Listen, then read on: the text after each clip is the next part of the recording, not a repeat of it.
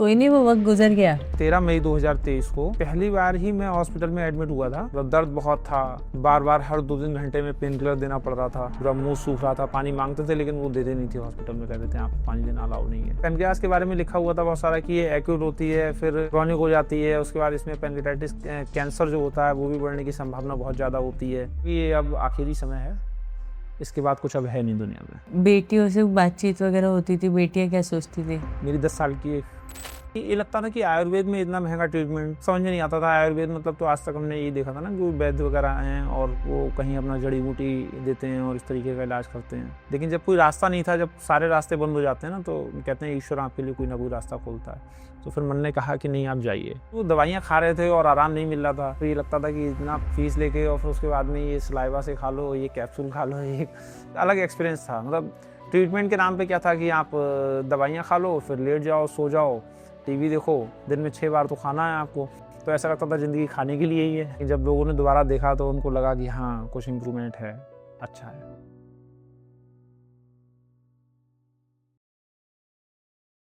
मेरा नाम देवांगी है और हम ना आपकी कहानी जानना चाहते हैं। जो भी दर्शक है उनके लिए एक तरीके से ये एक टेस्टिमोनियल है कि पैनक्रेटाइटिस जो एक लाइलाज बीमारी जैसे माना जाता है, जी। इससे भी इसे दूर करने का, इसे शरीर से निकालने का भी एक ऑप्शन है जो पड़ाव के साथ हमें मिलता है ना? तो शुरू से बिल्कुल शुरू करेंगे। थोड़ा मुझे अपने बारे में बताइए। आप आज की तारीख में आप मतलब आप क्या काम करते हैं? आपकी उम्र क्या है? आप कहाँ रहते हैं? आपकी फैमिली में कौन-कौन है? ये चीज़ें थोड़ी-सी मुझे बताइए। मेरा नाम कौशलेश मिश्रा है और मैं श्याम कॉलोनी सुभाष नगर में रहता हूँ, बरेली में, बरेली उत्तर प्रदेश से। और मैं एक गवर्नमेंट कॉन्ट्रैक्टर हूँ और मेरी फैमिली में मैं, मेरी वाइफ़, मेरे 2 बेटियाँ हैं और मेरी माँ। ओके। आपने मुझे बताया था कि एक एक्सीडेंट हुआ था। जभी मतलब एक एक पहली बार आपने एक बहुत ही अलग एक तरीके का पेन जी, एक्सपीरियंस किया बिल्कुल। था।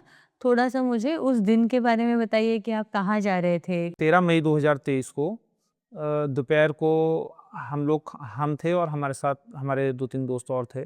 तो हम लोग खाना खाना खाकर परसा खेड़ा एक बरेली में जगह पड़ती है, वहाँ से वापस जा रहे थे अपने घर की तरफ के लिए।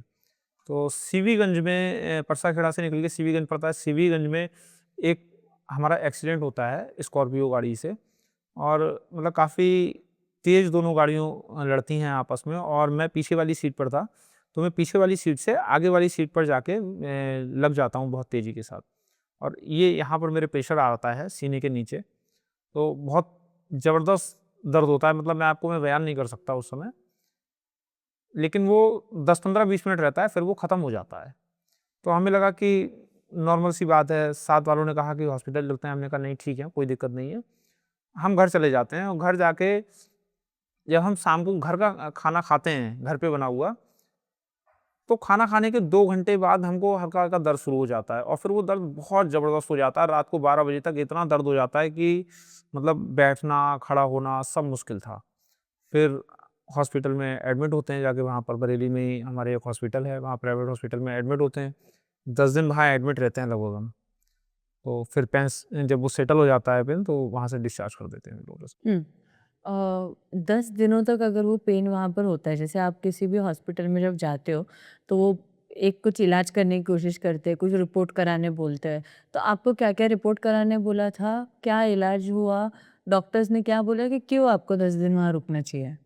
डॉक्टर ने हमें बताया था कि आपको एक्यूट पेनक्रियाटिस कार्डियक अटैक आया है और एमाइलेज लाइपेज आपका बहुत बड़ा हुआ है। हम आपको एंटीबायोटिक दवाइयाँ वगैरह चलाएँगे और उससे ये ठीक हो जाएगा। तो इतना पता भी नहीं था पेनक्रियाटाइटिस के बारे में कि क्या होता है।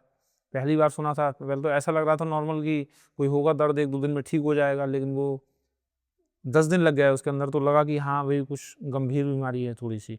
लेकिन वो जब ठीक हो के डिस्चार्ज हो गए तो मतलब फिर वैसे ही अपने रहने लगे जैसे रहते थे। और फिर लगा ठीक है कुछ होगा, कभी उसको मतलब बहुत सीरियस नहीं लिया कि पेनक्रियाटाइटिस क्या है। थोड़ा-सा मुझे 10 दिन के बारे में बताइए। 10 दिन हॉस्पिटल में बिताना मतलब आपको पूरी लाइफ रुक जाती है एक तरीके से और मतलब क्या उसके पहले आप कभी हॉस्पिटल में रहे थे या पहली बार था? और आपको क्या लग रहा था उस पॉइंट पे? नहीं, पहली बार ही मैं हॉस्पिटल में एडमिट हुआ था और शुरू के जो 4-5 दिन थे वो मतलब बहुत ही तकलीफ़ में गुज़रे। मतलब दर्द बहुत था, बार-बार हर 2-3 घंटे में पेन किलर देना पड़ रहा था। पानी को भी मना कर दिया था, वो लोगों ने पानी भी नहीं दे रहे थे। पूरा मुँह सूख रहा था, पानी माँगते थे लेकिन वो देते नहीं थे हॉस्पिटल में, कहते थे आपको पानी देना अलाउ नहीं है। तो 3-4 दिन तो जो बहुत थे, बहुत पेनफुल थे।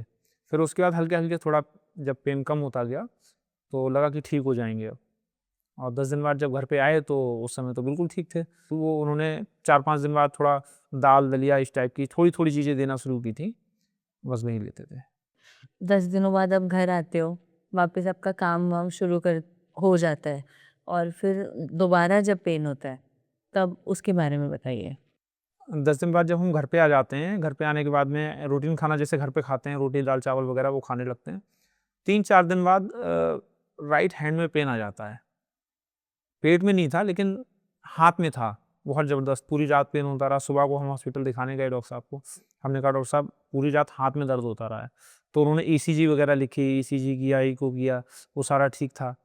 तो उन्होंने कहा कि भई वो एक्चुअली वो गैस्ट्रो सर्जन नहीं थे, गैस्ट्रो फिजिशियन थे। तो उन्होंने कहा कि आपको सर्जन को दिखाना चाहिए, मुझे लगता है कि आपको पैनक्रियाज़ में कोई ज़्यादा दिक्कत हो रही है। तो उस समय हम थोड़े परेशान हो गए थे, हमें लगा कि इसका मतलब कोई बहुत गंभीर बीमारी है ये। हुँ। तो फिर हम सर्जन के पास पहुँचे बाद में। और ये पैनक्रियाज़ शब्द आपने पहली बार ही सुना होगा इस सब के। जी, जी, बिल्कुल, जीवन में पहली बार पैनक्रियाज़ नाम का शब्द सुना था, कभी किसी के मुँह से सुना नहीं है ऐसा। थोड़ा गूगल-वूगल किया था उसके बारे में? नहीं, उस समय तो नहीं किया लेकिन जब बाद में जब हॉस्पिटल से आ गए थे और दोबारा जब दर्द शुरू हुआ, तब फिर गूगल पे पढ़ना शुरू किया कि पैनक्रियाटाइटिस के बारे में ये क्या है, क्यों हो जाता है, कैसे होता है? तो फिर काफ़ी घबरा गए थे उस समय, फिर हम दिल्ली पहुँचे दिखाने के लिए, वहाँ दिखाया जाके। ऐसी घबराने वाली क्या बातें वहाँ पर पढ़ी आपने?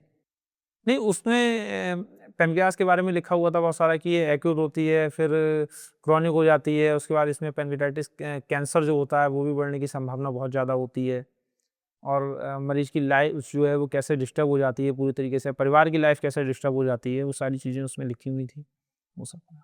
हुँ, ठीक है।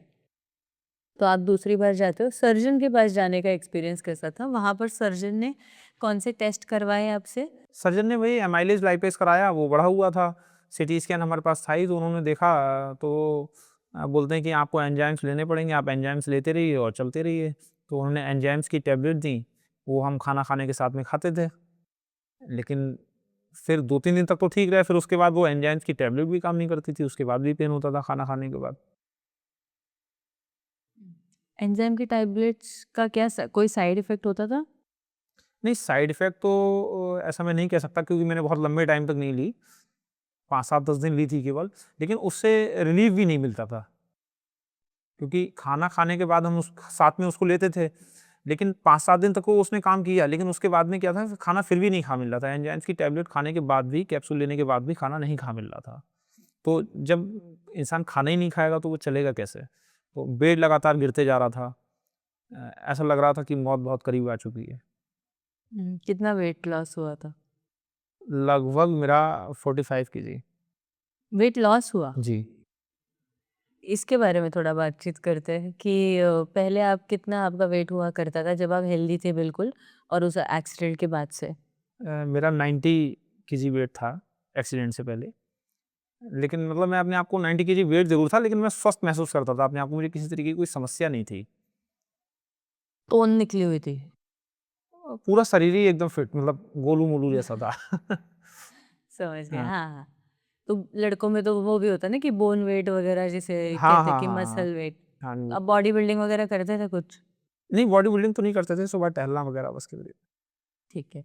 और अचानक से तो थोड़ा-सा इसके बारे में बातचीत करते हैं कि कैसे लाइफ बदली? जब ये सब मेरे साथ हुआ, तो अब ये 45 केजी वेट एक साथ तो नहीं कम हुआ, लेकिन बहुत तेज़ी के साथ कम हुआ। मतलब हर 7वें दिन जब मैं चेक करता था या 5वें दिन जब भी डॉक्टर को दिखाने जाते थे, तो 5-7 किलो वज़न गिर चुका होता था, 8 किलो वज़न। तो मतलब लग रहा था कि कुछ हो रहा है शरीर में। फिर एक समय ऐसा आ गया कि मेरे दोनों कान बंद हो गए, मुझे सुनाई देना बंद हो गया। मतलब ऐसा लगता था जैसे हम नहाते हैं, कहीं पूल वगैरह में जाते हैं तो पानी चला जाता है जब, उस तरीके से स्थिति मेरे साथ हो गई थी। मेरे कानों से दोनों मुझे सुनाई नहीं पड़ता था। तो फैमिली पे भी बहुत इफ़ेक्ट पड़ा इस चीज़ का और मतलब मुझे भी ऐसा लगता था कि ये अब आखिरी समय है, इसके बाद कुछ अब है नहीं दुनिया में। बेटियों से बातचीत वगैरह होती थी, बेटियाँ क्या सोचती थी?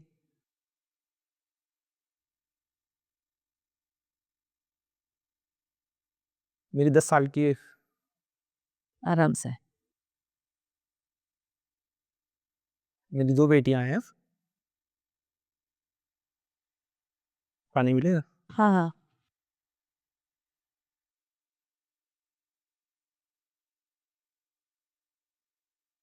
कोई नहीं, वो वक़्त गुज़र गया।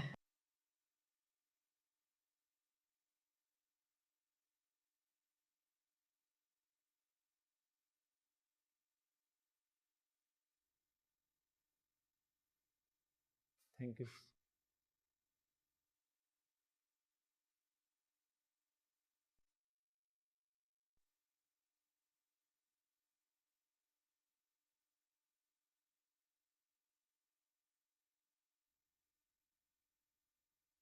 मेरी 2 बेटियाँ हैं, लेकिन उस समय 1 ही थी।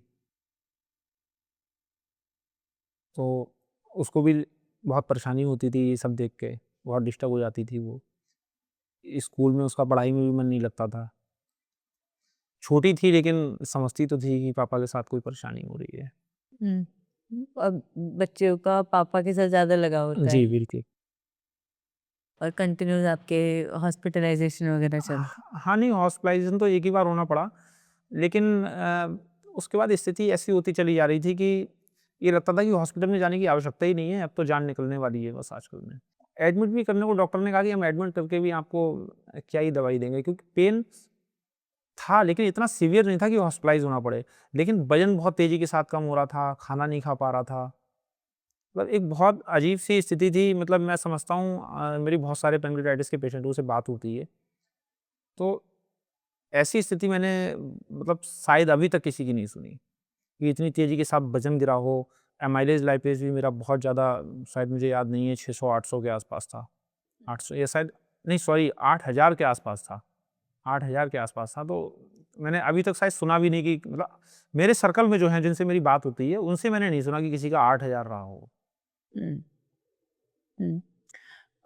आपने जैसे जब हमें पता लगता है कि अच्छा ठीक है, अब अंत नज़दीक आ रहा है, तो हम कुछ चीज़ें अपने घर वालों से, या जैसे होता है कि कुछ डॉक्यूमेंटेशन वगैरह होता है, इंश्योरेंस वगैरह के बारे में होता है, तो आपने ऐसा कुछ किया था?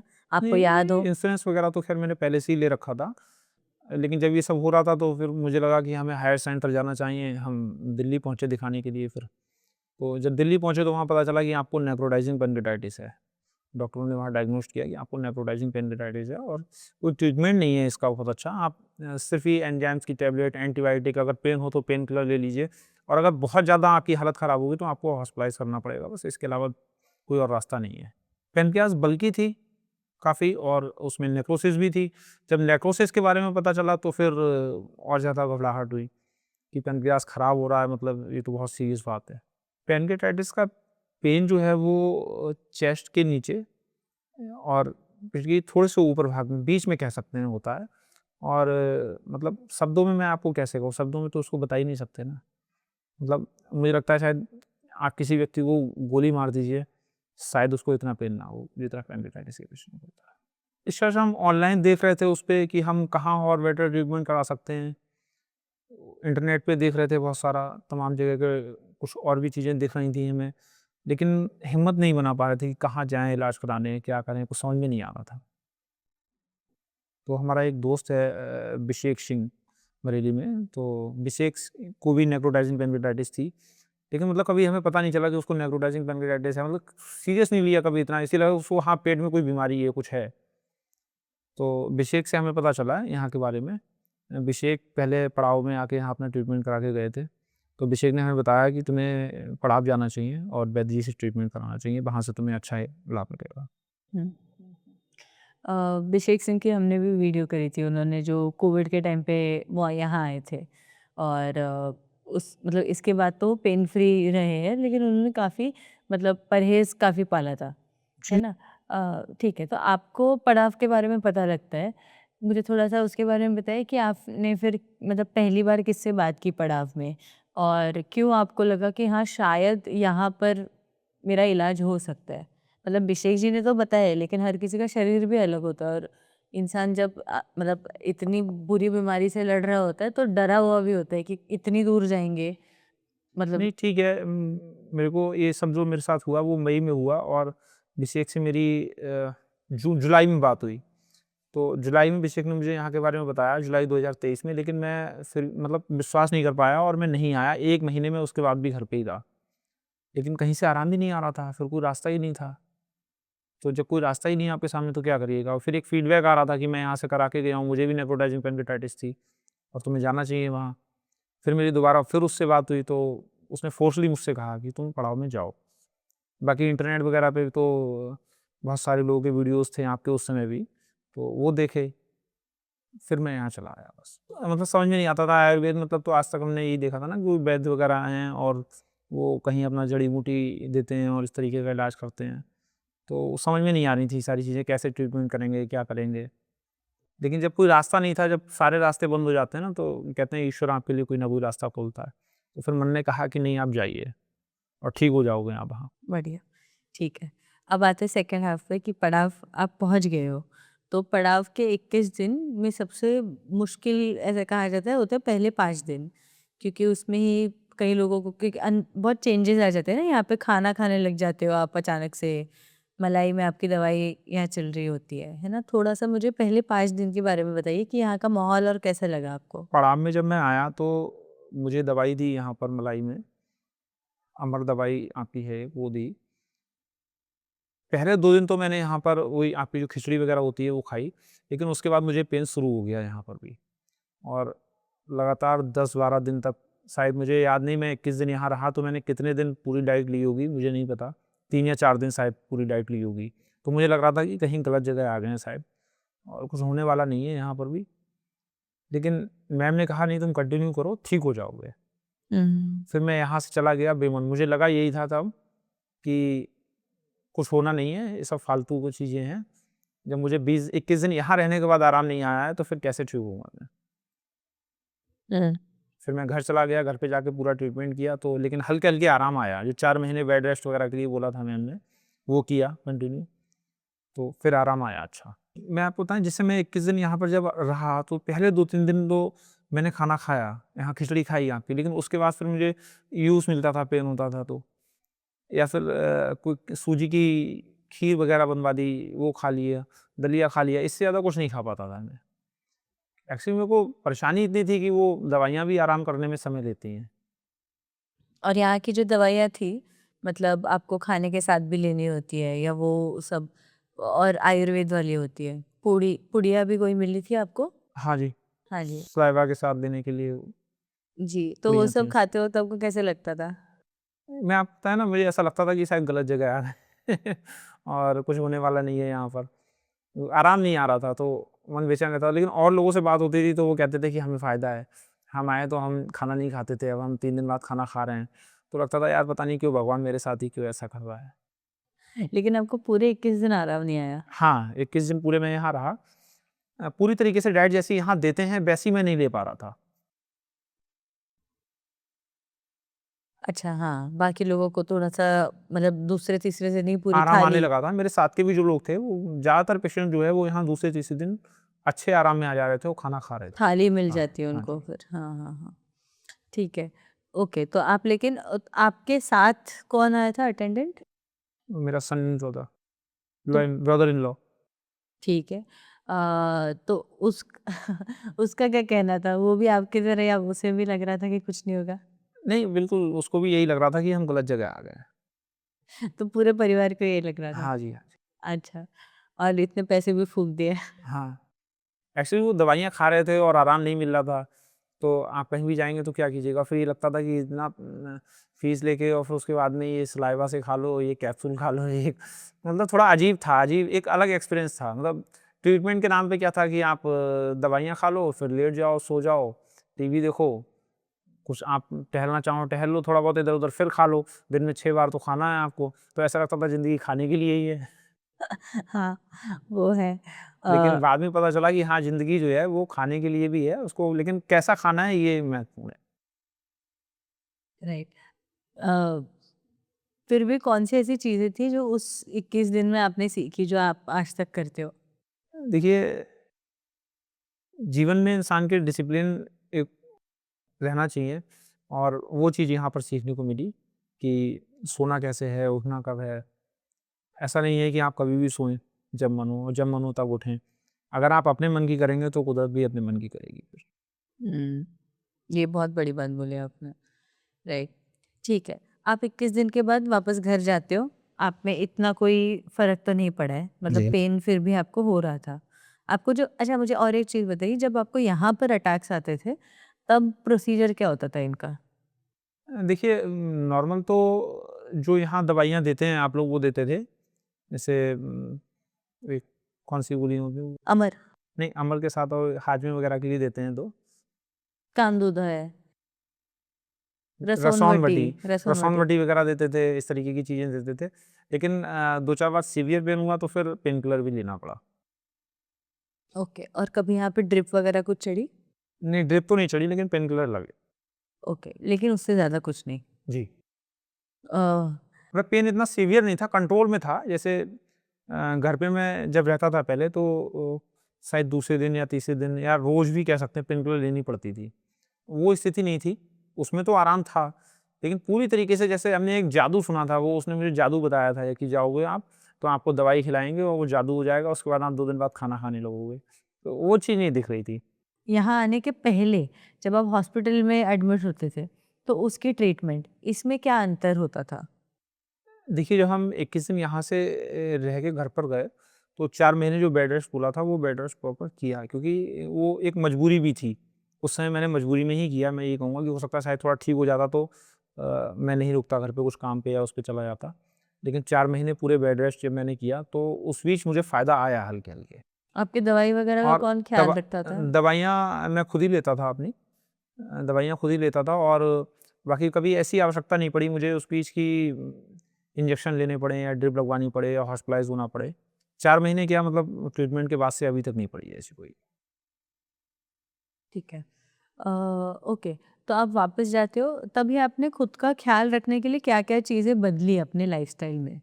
देखिए, एक तो खाने का टाइम जो जिस तरीके से यहाँ बैजी मैम ने बताया, उस तरीके से हमने उसको मेंटेन किया। जैसे सुबह 8 बजे आपको नाश्ता कर लेना है। पहले तो सुबह 6 बजे उठ जाना है सो के। सुबह 6 बजे उठने के बाद में आपको पानी पीना है 2 गिलास, थोड़ा टहलना है। फिर उसके बाद में 8 बजे नाश्ता कर लेना है। नाश्ते में आपको छेना भी लेना है, फल भी लेना है। फिर आपको दोपहर को खाना खाना है।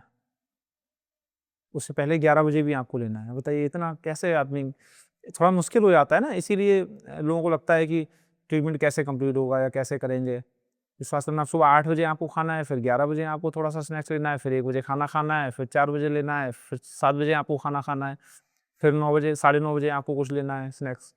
तो थोड़ा मुश्किल तो था, लेकिन जीना है तो करना पड़ेगा। तो वो किया, अब वो आदत में आ चुका है, अब अच्छा लगता है। फैमिली का सपोर्ट था इस टाइम नहीं, पे? बिल्कुल पूरा फैमिली का सपोर्ट था, तभी ये हो सकता है, बिना फैमिली के सपोर्ट के नहीं हो सकता। हुँ। जब आप ये कर रहे थे, तभी स्लोली-स्लोली आपने कैसे बदलाव देखना शुरू किया?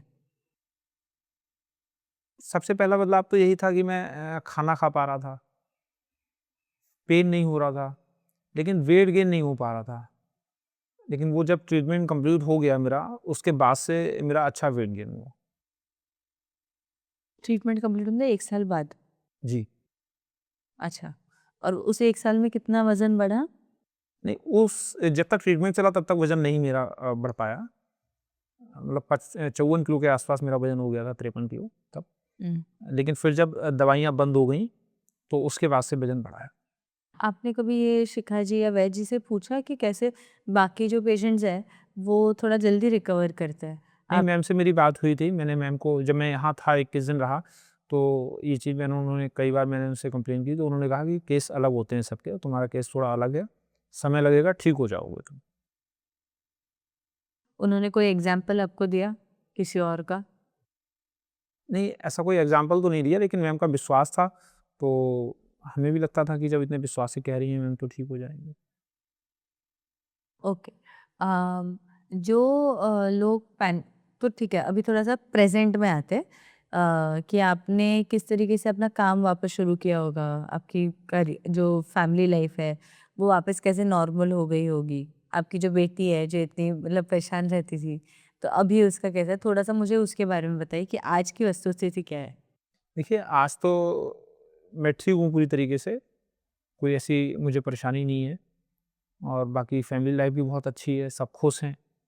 सबको लगता है घर में दोबारा से काम भी शुरू हो गया है, सारा काम कर रहे हैं अपना, कोई ऐसी परेशानी नहीं है। जब ट्रीटमेंट मेरा कंप्लीट हो गया था, तो मेरा वज़न 55 या 56 किलो के आस-पास था शायद। फिर मैंने 2-3 महीने वज़न अपना चेक नहीं किया क्योंकि मुझे बड़ा बुरा लगता था कि यार कितना पतला-सा हो गया हूँ, बुरा-सा लगता हूँ देखने में। लेकिन जब 3 महीने बाद मेरे कपड़े छोटे होने लगे, कपड़े दोबारा खरीदने पड़े, तो फिर मैंने अपना वज़न चेक किया तो 3 महीने में बहुत अच्छा मतलब लगभग 10-12 किलो वज़न मेरा बढ़ा था। हुँ, हुँ। वापस जब पहली बार घूमने गए अपने फैमिली के साथ, तब थोड़ा-सा अलग लगा होगा ना कि अच्छा अब तक सिर्फ़ बेड, बेड, बेड ही चल रहा था और जी, अब बिल्कुल। हाँ, थोड़ा-सा मुझे उसके बारे मतलब इसीलिए आपकी लाइफ़ वापस कैसे ट्रैक पे आई? स आहिस्ते-आहिस्ते आपने जैसे काम शुरू किया होगा, बाहर मीटिंग करना शुरू किया होगा, घूमना शुरू किया होगा बच्चों के साथ, थोड़ा ये बता पाएँ अगर? देखिए मैंने 4 महीने का बेड रेस्ट बोला था लेकिन मुझे लगता है मैंने 1 साल का ही बेड रेस्ट किया है। क्योंकि मेरा काम भी ऐसा नहीं है कि एक्चुअली मुझे कहीं बहुत ज़्यादा बाहर जाना पड़े, फ़ोन पे भी मेरे काम हो जाते थे। तो मुझे उसका भी बहुत फ़ायदा मिला। लेकिन जब मैं 1 साल बाद निकलना शुरू हुआ घर से, बीच-बीच में कभी-कभी थोड़ा बहुत जाते थे। तो एक समाज में दोबारा जाना, अपने आप में लोगों को ऐसा लगता था शायद कि लोग भी इंतज़ार कर रहे थे कि पता नहीं है भी या नहीं है। लेकिन जब लोगों ने दोबारा देखा तो उनको लगा कि हाँ, कुछ इम्प्रूवमेंट है, अच्छा है। अगर आपको प्रभु पे विश्वास है और साथ में आपको अपने डॉक्टर पे भी विश्वास करना पड़ेगा। जैसे मैंने ये मान लिया था 21 दिन कि ये सब कुछ नहीं है, लेकिन ऐसा नहीं है, आपको विश्वास तो रखना पड़ेगा। जब मैंने भी ये चीज़ देखी कि जब मुझे विश्वास आना शुरू हुआ, तब दवाइयों ने भी काम करना शुरू किया। तो आपको प्रभु पे और अपने डॉक्टर पे, दोनों पे विश्वास रखना पड़ेगा, तो एक अच्छा एक्सपीरियंस आपके साथ होगा और विश्वास बनाए रखें, फ़ायदा होगा। हुँ। और जो हमने पहले बातचीत करी कि आयुर्वेद में इतना पैसा खर्च करना, ये सही है या गलत है? आज आप क्या बोलेंगे? देखिए, ये बीमारी जो है वो मुझे लगता है बहुत महँगी बीमारी है। तो पैसा तो खर्च होना है, आप कहीं भी जाएँ। तो अच्छा ये होगा कि ठीक जगह जाएँ। वही दवाइयों को बढ़ाने का खर्चा है या जो भी है, तो आप एलोपैथी में भी जाएँगे तब भी आपका खर्चा होना है और वो एक ऐसा खर्चा होना है जिसका कोई रिज़ल्ट भी आपके पास नहीं आएगा। बहुत सारे लोग हैं, अभी भी कई सारे पेशेंटों से मेरी बात होती है, तो वो 2-2 3-3 साल से अपना ट्रीटमेंट करा रहे हैं एलोपैथी में, लेकिन आज भी उसके बावजूद भी परेशान तो हैं कहीं न कहीं और फिर उसके साइड इफ़ेक्ट भी होते हैं तमाम तरीके के। तो मुझे लगता है कि आयुर्वेद में जाना चाहिए व्यक्ति को। देखिए लाइफ़स्टाइल तो आपको अच्छी ही रखनी पड़ेगी अपनी। समय से सोना, समय से उठना, समय से खाना, ये तीनों चीज़ें बहुत महत्वपूर्ण हैं। और मैंने पहले भी कहा जैसे कि अगर आप खिलवाड़ करेंगे तो कुदरत भी आपके साथ खिलवाड़ करेगी। नहीं, पड़ाव का एक्सपीरियंस बहुत अच्छा है और ट्रीटमेंट का एक्सपीरियंस भी बहुत अच्छा रहा मेरा। क्योंकि मुझे जब आराम लगा है और बहुत सारे लोगों से मेरी जब बात होती है जो साथ में थे, मैक्सिमम जो है वो ठीक है आज।